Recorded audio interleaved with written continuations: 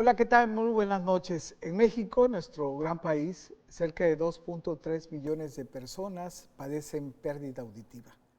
7% de pequeños o jóvenes en edad escolar tienen problemas auditivos, de dislexia y que provocan muchos temas en rendimiento académico.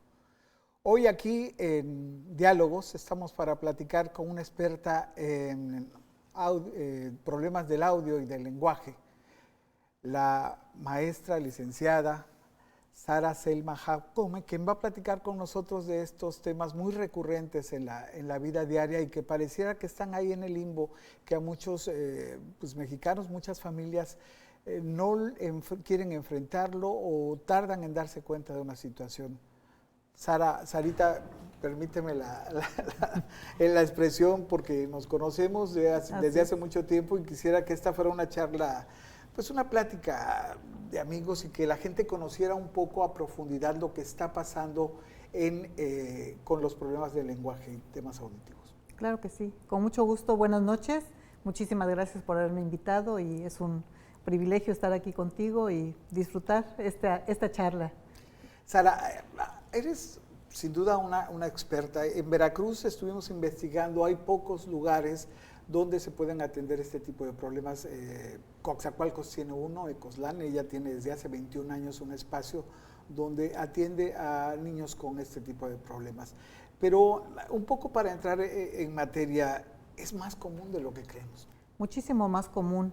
Últimamente ha aumentado mucho la situación del problema del lenguaje, pues porque los papás trabajan los dos, los niños pues tienen unas nanas electrónicas que son mis mejores amigas, porque son las que me mandan más pacientes. El celular, la tablet. Computadoras, todo lo que sea electrónico es material para provocar algunos problemas de lenguaje. Ahora, como padre, como madre, como familia, ¿cuáles son unas señales que puedan detectar ellos para decir, a ver, aquí hay un problema en temas auditivos, en temas de lenguaje? Bueno, en cuanto al lenguaje, un niño debe de estar diciendo sus primeras palabras en el primer año. Al cumplir un año, debe de decir unas 10 palabras no bien dichas, pero sí que intente, por ejemplo, agua, papá, mamá, leche, tita de abuelita, el nombre del perro, de alguna forma, aunque sea un sonido, pero le da una intención para dirigirse al animal, o al hermanito, o el entorno, su entorno que tiene algún sonido para dirigirse a ciertos objetos o ciertas personas que lo rodean. Entonces, si el niño no hace el intento de comunicarse de alguna manera, no con el dedito, no nada más señalando, sino intentar decirlo, ¿no? Aunque no lo diga correctamente, pero que intente decir, aunque sea con una sílaba. Eso ya nos da un indicador de que está intentando ya adquirir el lenguaje. Pero si pasa el primer año hasta el año y medio y no dice las primeras 10 palabras, empieza a tener un rezago de lenguaje. Si el niño llega del año al año y medio, tiene que decir palabras de una sola palabra, ¿no? Por lo que para decir todo un contexto dice una palabra, ¿sí? Para decir me quiero dormir, momí, ¿no? O algo de calle, pero alguna cosa así, pero él ya está dando un contexto de lo que quiere hacer, ¿no? Eso es importante que ya lo diga en el primer año y medio.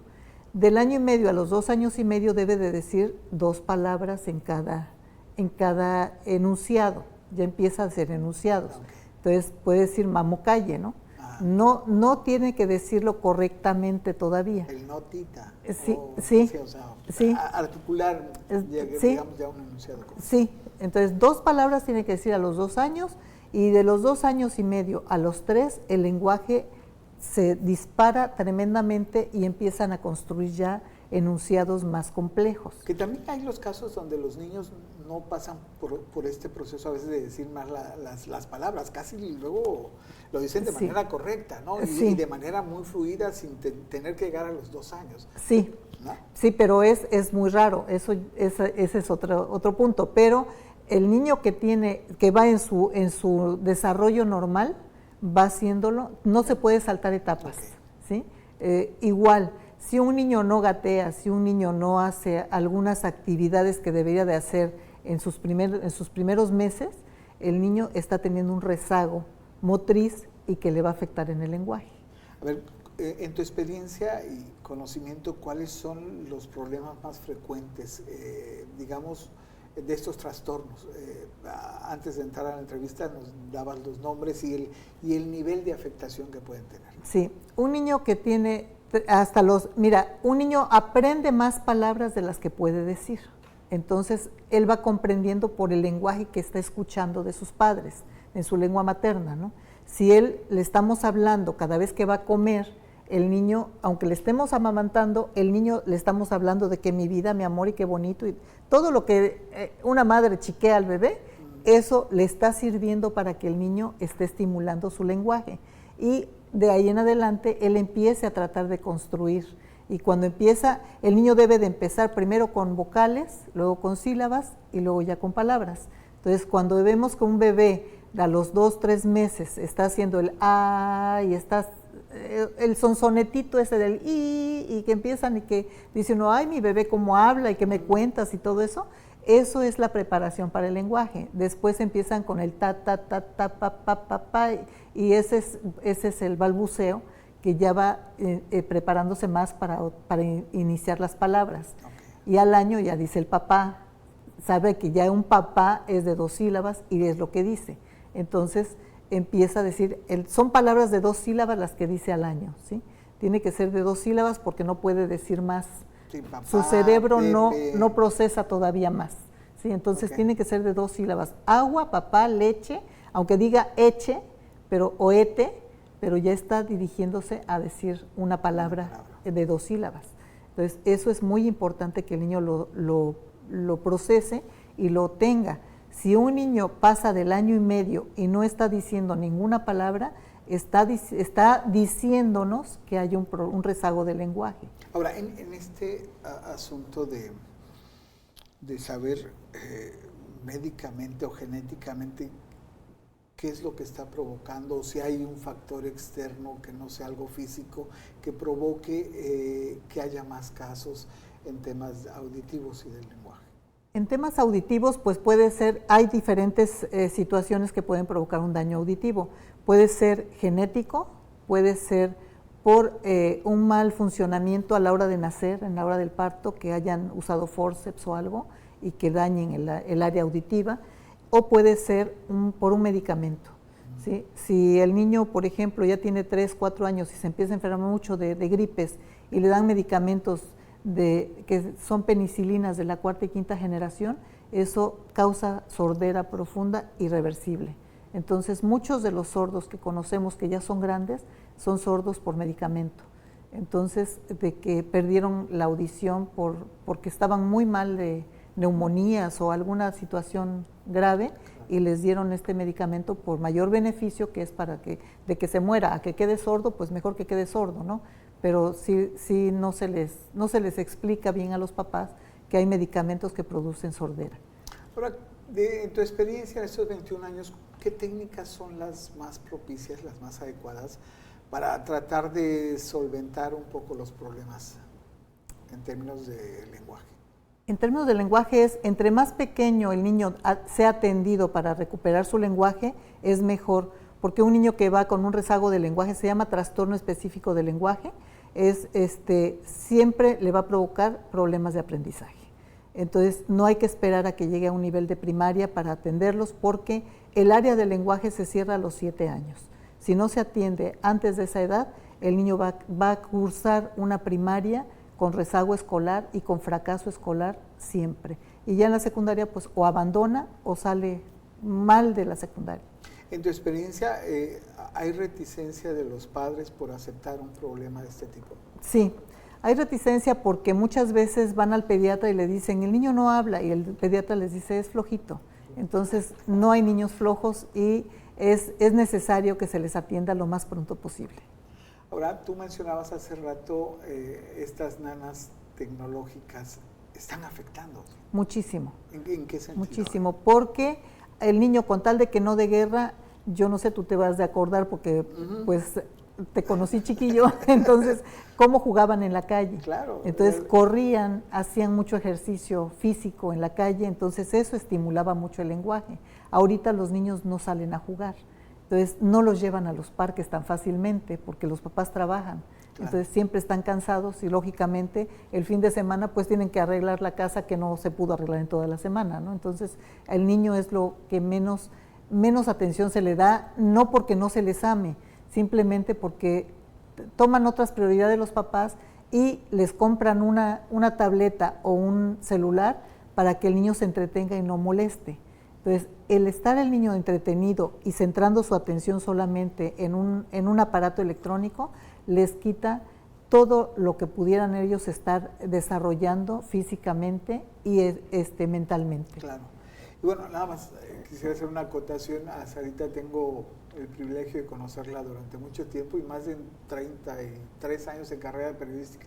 Nunca había tenido la oportunidad de entrevistarla, me había tocado enviar a mucha gente a que la entrevistara, pero es una persona muy capaz y vamos a hablar un poco de lo que está haciendo ahí en Ecoslan. Pero antes de esto, a ver, los niños con problemas de lenguaje también tienen un grave problema al incorporarse a la educación formal. Sí.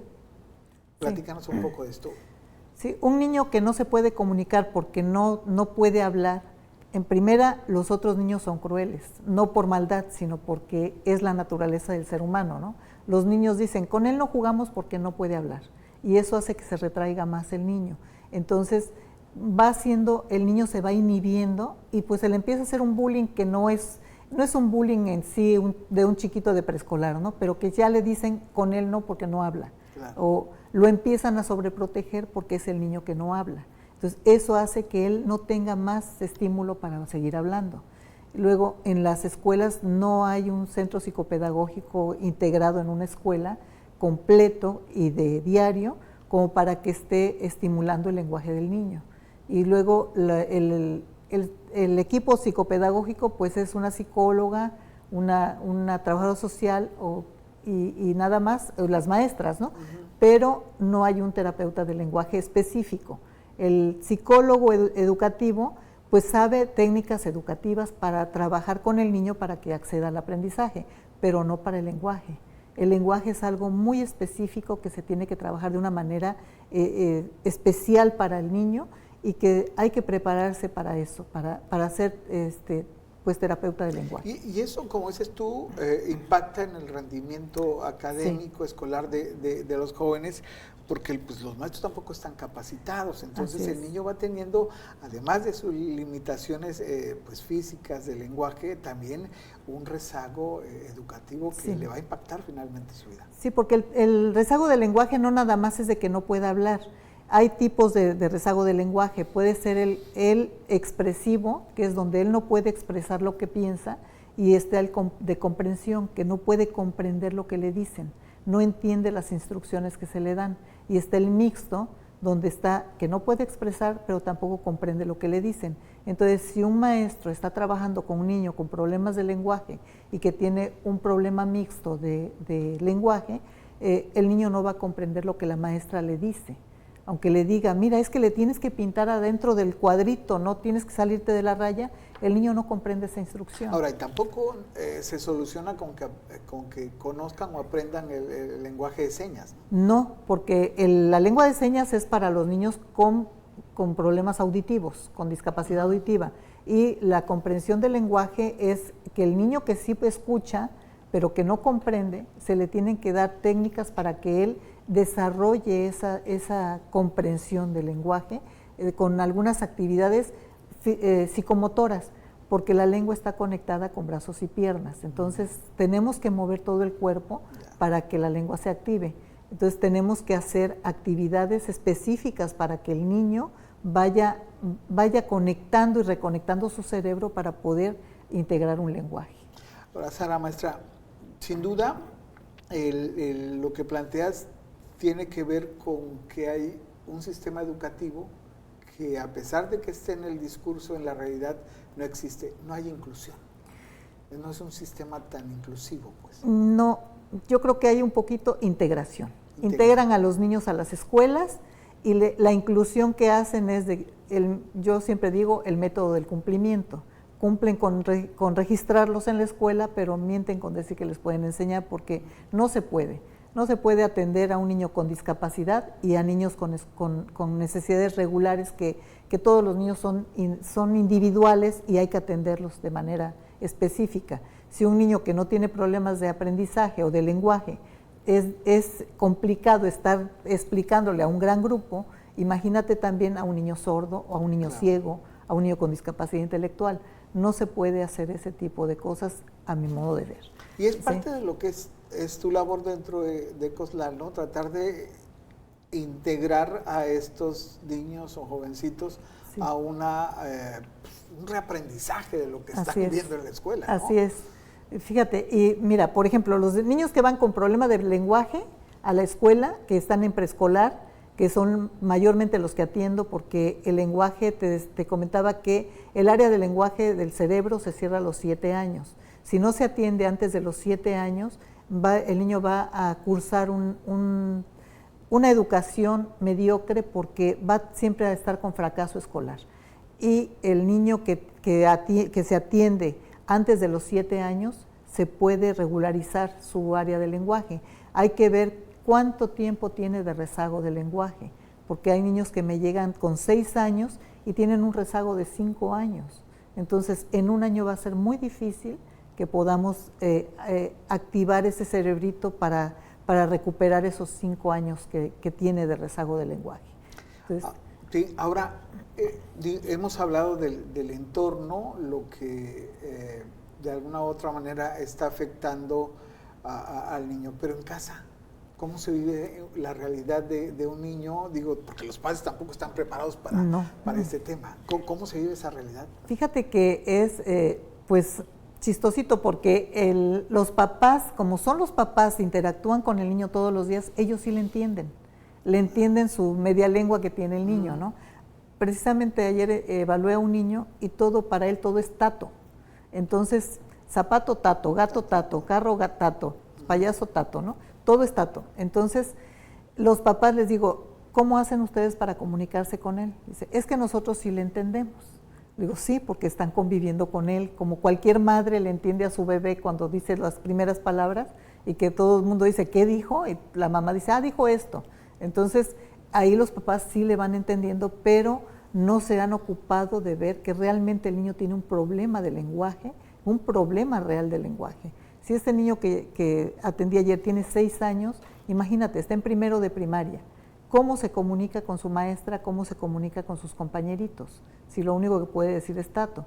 Entonces, es una situación muy crítica la de este chiquito y así me llegan muchos, ¿no? Entonces, me llegan otros que nada más tienen problemas para pronunciar la R, que eso realmente es muy fácil de corregir y no es problema realmente del lenguaje, es nada más una corrección en su posición de punto y modo de articulación de la lengua para que puedan pronunciar la R, pero eso no es tan significativo. Sí puede ser significativo si no se atiende, porque como hablan, escriben, y como hablan, leen. Entonces no comprenden a veces mucho de lo que leen porque no lo pronuncian correctamente. Claro. Cuando leen, porque te digo, insisto, cuando hay problemas de lenguaje, hay problemas de aprendizaje. Claro. Ahora, Sara, este tema de lenguaje, de señas, la enseñanza del lenguaje de señas, tú tienes más de 2 décadas en este tema, sí. ¿Ha evolucionado? O sea, es decir, ¿se enseña ahora diferente como hace 20 años? Pues no se enseña diferente. Bueno, hay una diferencia. Hace 20 años se obligaba a los maestros a enseñar a hablar a los niños cuando nadie tenemos la capacitación para oralizar a un niño sordo. Y luego si nos llegan ya de 7, 8 años, menos capacitación tenemos. Explica un poco este término de oralizar. Bueno, un niño sordo, su lengua madre es la lengua de señas, porque es lo que él puede ver y puede comprender cuando se le hacen señas en casa. Por lo regular los padres se dan cuenta que el niño tiene problema auditivo, si no se le hizo el tamiz al nacer, se dan cuenta a los 2, 3 años que el niño pues no reacciona cuando le hablan, no está muy aislado y se van dando cuenta que pues es tímido, es callado, pero pues no saben bien qué pasa, ¿no? Lo llevan al médico y es donde les dicen que sí hay un problema de audición. Ahora, esto lo platicamos, y ahorita, perdón por interrumpirte, pero lo platicamos un poquito antes de entrar, es como un cáncer. Si hay una detección temprana de un problema, es más fácil corregirlo. Sería muy fácil corregirlo siempre y cuando los audiólogos y los foniatras nos dejaran que se le trabaje al niño la lengua de señas. Pero los audiólogos y foniatras dicen nada de lengua de señas porque si no, no va a aprender a hablar. Y es un error. El niño sordo debe de aprender primero lengua de señas para después poder ser oralizado. Si no aprende lengua de señas, es muy difícil oralizar a un niño sordo. Casi imposible, puedo decir, ¿no? Pero si aprende lengua de señas sus primeros 6 años, después es muy fácil que él pudiera ser oralizado, porque ya tiene un concepto de las cosas. Un niño que entra a primero de preescolar de 3 años, más o menos va manejando, va entendiendo unas 6,000 palabras. Y un niño sordo que entra a primero de preescolar no conoce ni 20 palabras. Entonces, ¿cómo va a entender o aprender algo que todos los niños ya tienen un gran bagaje de lenguaje en su cerebro y este chiquito no lleva ni 10 palabras, 10 o 20 palabras, 10 máximo, ¿no? El papá, el mamá, el agua y punto. Entonces no tiene lenguaje, entonces ¿cómo va a haber un canal de comunicación? La maestra de preescolar se desespera porque no sabe cómo comunicarse con esta criatura. Entonces lo ponen a pintar y el niño pues le gusta pintar, es un niño y todos los niños les gusta pintar. Lo ponen a pintar, lo ponen a hacer los juegos que hacen en el patio y el niño se integra porque es un niño. Claro. Pero en cuanto a aprendizaje no lo hay. Entonces es importante que se empiece a profesionalizar los preescolares, todas las escuelas, ¿no? Donde haya intérpretes de lengua de señas específicos para los niños que lleguen ahí. Si no hay intérprete de lengua de señas en una escuela, no hay inclusión. Claro, ¿y cómo está México en el entorno mundial? ¿Qué conoces? Digamos que hay países que seguramente deben estar más avanzados. Suecia está increíble porque en Suecia, después del preescolar, vamos a llamarle primaria, la de nosotros, empiezan a enseñar a todos los alumnos la lengua de señas de su país. Entonces, el niño que llega sordo a una primaria llega a un grupo inclusivo porque todos se pueden comunicar con él. En cambio, aquí en México llega a una primaria un niño sordo y pues es el niño el niño del rincón, te digo, o el niño muy mal portado, porque como nadie le hace caso, pues él quiere llamar la atención y se porta mal. Entonces, y no aprende. Entonces, ¿qué hace un niño en la escuela si no tiene atención? Claro. Hoy en día hemos estado viendo, al paso de los años después de la pandemia, que muchos casos de enfermedades han tenido su nacimiento en el COVID, en la pandemia del COVID. En términos de trastorno del lenguaje auditivo, ¿te ha tocado casos de gente que, digamos, estaba bien y de repente viene la pandemia y algo ocurre? Sí. Sí, en cuanto a terapia de lenguaje, sí me han tocado niños donde llegan con problemas emocionales muy fuertes. Porque además por un entorno están encerrados. Están muy encerrados, donde los papás no salían ni a trabajar, pero estaban ahí, pero tenían una tensión muy fuerte porque no estaban acostumbrados a convivir.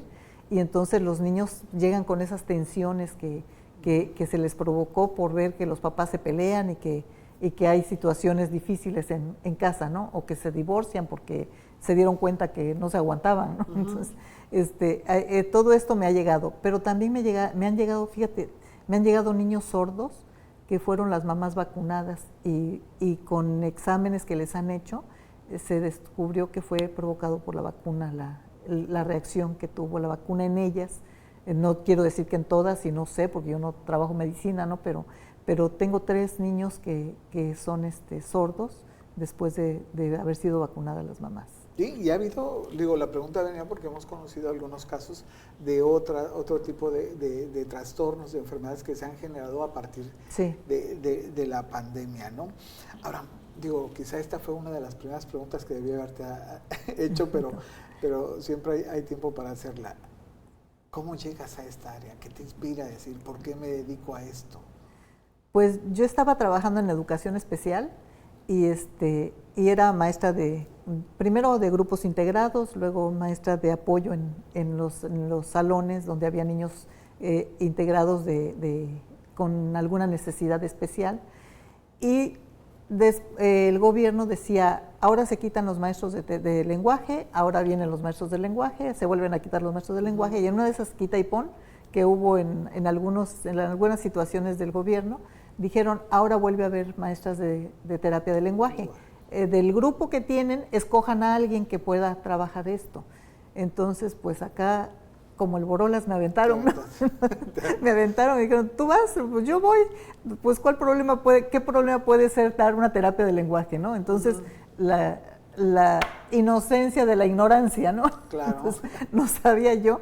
Y cuando empiezo a trabajar y me dan el primer niño sordo, dije, ¿y ahora qué hago? Me dieron un curso de 3 días donde me enseñaron el abecedario y del 1 al 20. Entonces dije, ¿qué hago aquí? ¿No? Y además me dieron una probadita de lo que es la palabra complementada, que es un método español que para mí que no nos funciona a nosotros porque es un método específico que no lo hemos trabajado aquí suficientemente. Entonces con esas herramientas me mandan a mí a ser claro, terapeuta de lenguaje.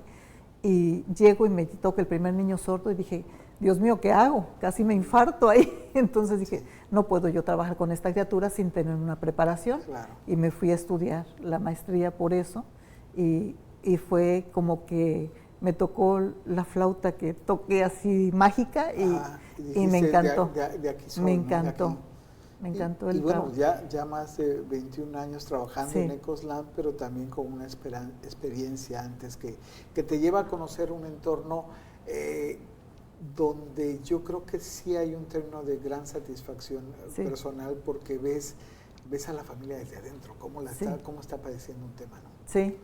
Sí, y sobre todo niños que no tenían la mínima posibilidad, no había materiales didácticos para trabajar con ellos, para enseñarles, entonces me dediqué a crear materiales, entonces tengo muchos materiales que he creado yo para poderles enseñar a los niños con lengua de señas, enseñarles los conocimientos de la currícula escolar y las satisfacciones que jovencitos que hicieron conmigo primaria, secundaria y la prepa, y luego me los llevé a la universidad, y pues a veces iba yo a interpretarles ahí en la universidad para que ellos tuvieran el conocimiento de lo que estaba hablando el maestro, y luego cuando yo no podía ir, ellos, siempre venían a Ecoslan para que en la tarde ellos me dijeran qué habían visto en la escuela o me enseñaran lo que los maestros les decían que tenían que estudiar, y ahí les explicaba yo, me ponía a estudiar un montón para poderles explicar. ¿Y has tenido a alumnos graduados? Claro, está Ociel, que fue el primer graduado, que es mi medalla de oro. ¿De oro? ¿En sí. qué se graduó? En diseño gráfico, licenciado en diseño gráfico. Hay otro joven que terminó la licenciatura en pedagogía, en psicopedagogía. Está otra señorita en educación física. Entonces tengo algunos chicos y otros que se salieron de la universidad, pero pues que llegaron ahí.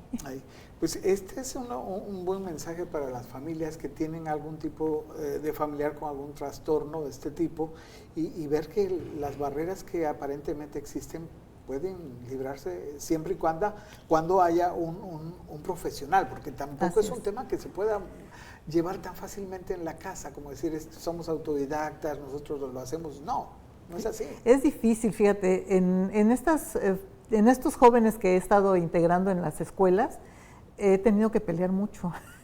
Me la paso peleando ahí con algunos maestros y directores, porque como no pueden comunicarse con ellos, te digo, son los chicos del rincón, pero ya cuando ellos presentan sus exámenes y ven que sí pueden, pues es hasta satisfactorio para ellos, y después dicen, no, si nosotros atendimos al joven sordo, ¿no? Entonces digo, sí, pero ¿cuántas veces tuve que venir a ponerles aquí amenazas y todo? Porque decía yo, oigan, por ley él tiene derecho a que se le dé la educación que él necesita o que él quiere estudiar. él tiene derecho y ustedes tienen que respetar ese derecho. Entonces, si ustedes no están capacitados, es problema de ustedes como escuela, tienen que capacitarse para poderle dar al alumno lo que necesita. Claro. Sara, ya para despedirnos, si estuviera en tus manos, hoy hablan de que es tiempo de las mujeres, bueno, si fueras presidenta o si tú pudieras decidir algún tipo de situación, ¿cuáles son las 3 o 2 cosas que tú pudieras cambiar en este país para meter más en la inclusión, para hacer inclusivo a personas que tienen problemas de lenguaje auditivo? Bueno, yo pondría en las escuelas el centro psicopedagógico completo en cada escuela, ¿sí? Y pediría que hubiera intérpretes de lengua de señas en cada escuela, porque debe de haber, porque no sabemos cuándo nos va a tocar una persona con discapacidad auditiva para poderle dar lo que requiere. Lo mismo para el ciego, que hubiera maestros que estuvieran preparados con braille para poderles enseñar a los alumnos pues los conceptos que requieren, ¿no? Porque piensan que porque son ciegos tienen que aprender todo auditivamente y tampoco es así. Entonces, cada discapacidad tiene un mundo infinito de situaciones que hay que superar y hay un mundo infinito de cosas que pueden ellos adquirir. Y una persona con una discapacidad no deja de ser persona. Es un ser humano que necesita y que requiere, así como nosotros tenemos nuestros derechos como seres regulares o normales, ellos también son personas normales que lo único que no pueden hacer es escuchar, pero de ahí en fuera tienen todas las capacidades. Pues Sara, muchas gracias por haber estado aquí con nosotros. Muchísimas gracias por invitarme. Esta plática muy aleccionadora sobre un tema que es, repito, muy recurrente en las familias de México, y tener la voz de una experta como es la maestra Sara Patricia Selma Jacome, pues nos llena de orgullo tener a un personaje de este calibre aquí en Diálogos. Agradezco su presencia y también a ustedes, pues muy buenas noches. Agradecemos también a nuestro director Héctor Robles Barajas, a nuestro director editorial, a nuestro director de plataformas digitales, Jair Robles Barajas, también por supuesto al productor de este programa, Alberto Ramos, y a nuestra asistente Marisol Jacinto. Gracias por haber estado con nosotros. Muy buenas noches. Muchas gracias y muy buenas noches.